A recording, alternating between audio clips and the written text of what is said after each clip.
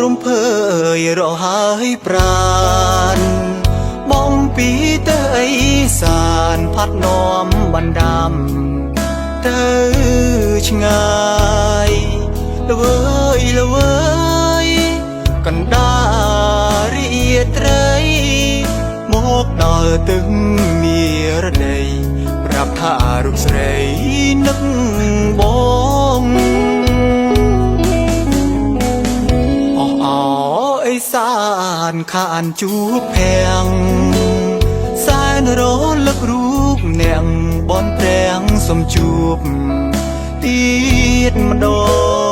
ងអសមុទ្រនឹងណត់រលោកសូមនាំបនដាំវិលរកប្រាប់ពងរៀមនឹកស្រីថ្វីត្បិតអេសានជាប់ក្នុងអន្លង់ទុក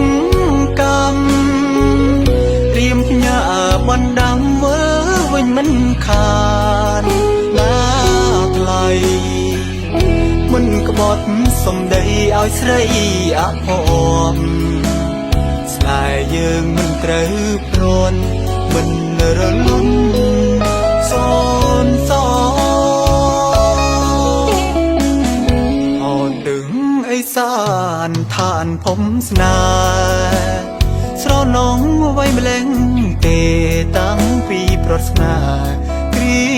មក្រមព្រោះស្នេហ៍ព្រាត់មួយគ្រាចងអីសានាងកុំស្រណងប្រងគង់វល់វិញមិន